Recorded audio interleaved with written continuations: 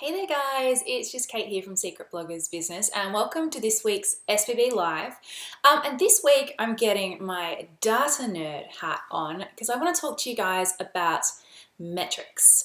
Now, metrics, I know it doesn't sound sexy, and I know a lot of you are probably going, yawn, off, I'm out of here. I don't want to talk about analytics and metrics and things like that, but seriously guys, it's a really, really important topic. And there's a few reasons why. Like, firstly, I see a lot of people doing metrics wrong or analytics tracking wrong, depending on the terminology you want to use. A lot of people, particularly when they're getting started, get super obsessed with analytics that don't really mean anything. So, really being super concerned about your bounce rate and obsessing over that and trying to find plugins and things to reduce it, or I'm not saying it doesn't mean something, but it doesn't mean enough to make it worth the amount of time and effort people throw into it. And that's where it comes down to having three mighty metrics become so important. So I'm going to explain to you what that is, why they're important, how to figure out what your three mighty metrics are, and then how you can use them to grow your business and blog. So I'm going to start off with a little story, and this is a recent conversation I had with a friend of mine. I hope she doesn't mind me sharing it. But basically, I was chatting the other day to a friend who also has an online business, and she was having a bit of a meltdown. She'd been basically, things just weren't kind of progressing as quickly as she wanted. She didn't feel like she was making enough money. She was feeling, oh, hey, Suzanne, how you going? She was feeling like she's kind of going backwards, or she was stuck, and maybe it was time to, throw in the towel. Maybe she'd wasted all this time and effort creating her online business over the last few years, and she still didn't feel like she was far enough along for the amount of effort she'd put in. And the backstory to this was only like a month earlier. We had, as a group of us, as a mastermind group, had gotten together and put together like this really awesome plan for, some new stuff she was going to be implementing in her business. So it was all new things that she was going to be rolling out. And as everyone knows, new things take time to get set up and time to see results. And I think she spent this effort setting up this new stuff and then wanted the results to be instant. But because it was taking a little bit longer for the ball to get rolling, she just felt like it was a failure and that it was all useless. The new stuff just wasn't working. She needed to throw in the towel. And this is really common. A lot of people have that reaction. When you create something new, you put it out into the world. It's not an overwhelming success. Like, you're not just blown away and blown out of the water with how successful it is. So a lot of people just want to ditch it straight away. Rather than, this is again where you having these three mighty metrics comes into it, rather than going, okay, well, is this progress forward? Is this better than where we were before? Is this getting towards where we want it to be? And now is there stuff that we can tweak to improve it and to increase it? So, I kind of had to pull her back from the ledge. Like, she was going to delete her email list. This is how serious she was about how everything wasn't working, and she was ready to throw in the towel, even though a week ago she'd been super excited. And I said to her, well, what about, because her focus is all about, really, because she spent a lot of money in setting this stuff up, her focus is about getting the dollar return. And she has the kind of business where she will only make a couple of sales a month, but they're high ticket items. So the time in between can feel really famine-y. And you want to go, okay, I've got this new thing, I'm just sending it out to the world, and now I need to get 10 sales in the first day, and then I can go, yep, done, perfect, it works. But that's not the way these things always work. Sometimes you get 3 sales in one day, sometimes you won't get a sale for a week.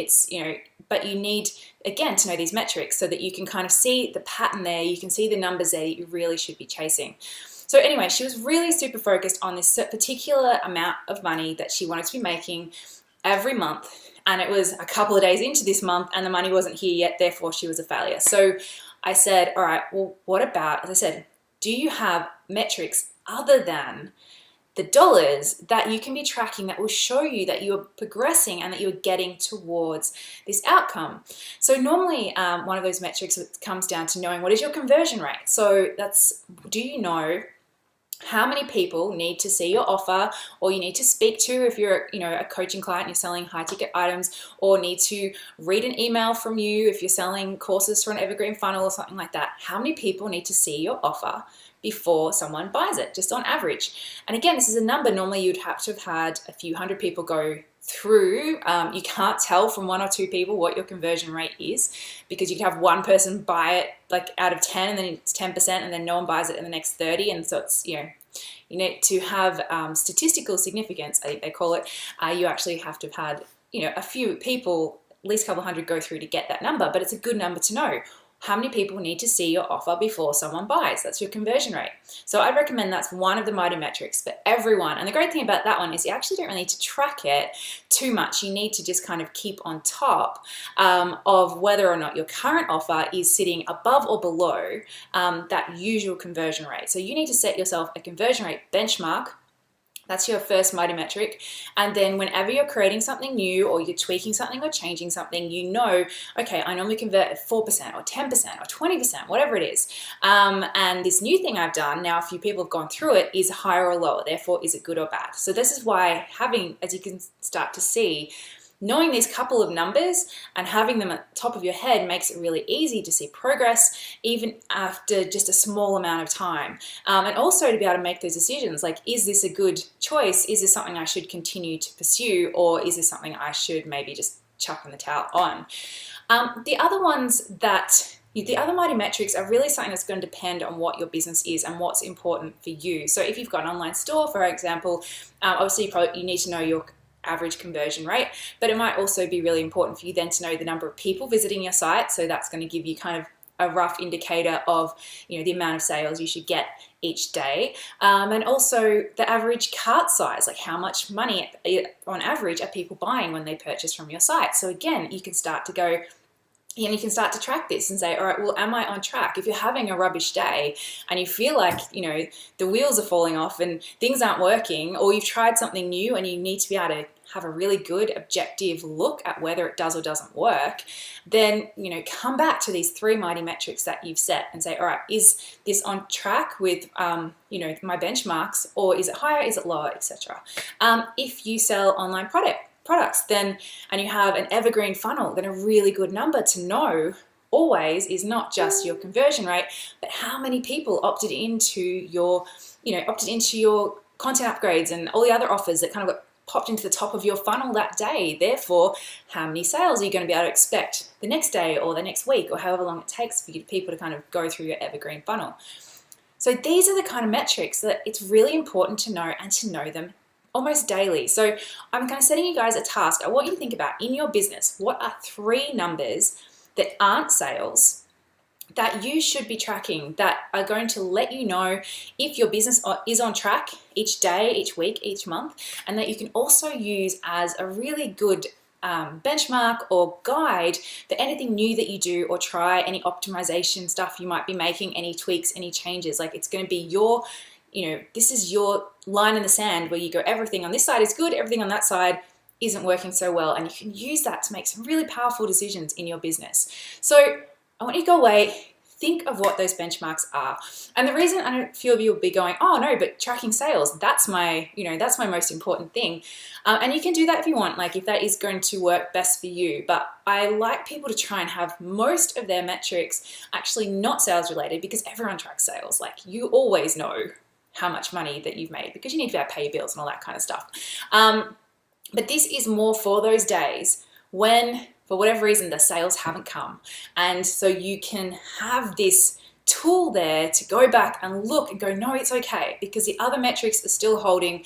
It's just, so tomorrow will be better. Or that if these other numbers are where they're supposed to be, the sales will come. Or you're going to be able to see the whole and say, actually, hang on a second. The reason we haven't had any sales is because last week we didn't have any opt-ins. So of course no one's going to be buying through our evergreen funnel because there's no one in it. Or you can, and you can also use these to start to scale, because when you know what your conversion rates are, when you know how many people need to be visiting your site or getting into your evergreen funnel to make XYZ sales, then you can start to, play with different ways of getting more people in there as well. So that's a whole other topic for another time.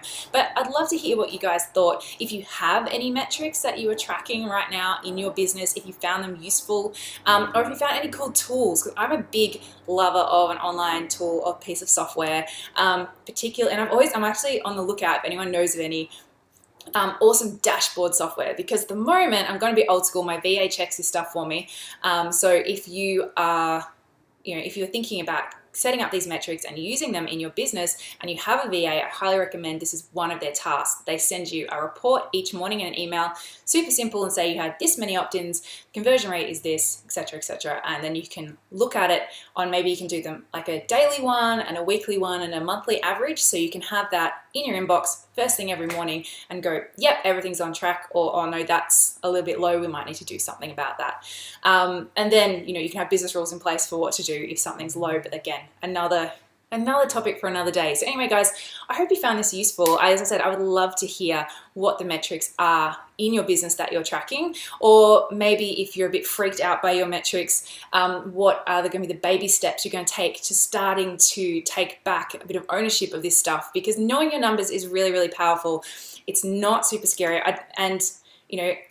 As I said at the start, this doesn't mean going in and spending all day in your Google Analytics refreshing stuff and, going down that rabbit hole and reading and getting obsessed over tiny little things that actually don't add up to, growing your business or growing your bottom line in any real way. These are things that directly impact how successful your business is, and that they're really, really super important to know and have on hand and be able to track each and every day. So that's my tip for you guys this week. I hope you've liked it. If you have, give us a thumbs up or give us a heart, or even better, share it with someone you think might need to hear this today. Maybe you know someone who's ignoring their numbers, or someone who's having a bit of a freak out, or is prone to freakouts when really actually everything's fine, but just maybe something didn't quite go their way on one particular day, so they're ready to throw in the towel. So if you know anyone like that, I'd love it if you could share this video with them, and perhaps I can help talk them down off the ledge. But anyway, guys, thank you so much for joining me. If you've got any topics or any questions you'd love me to cover, let me know in the comments. And otherwise, I will see you all next week for another SBB Live. That's it for me. Bye.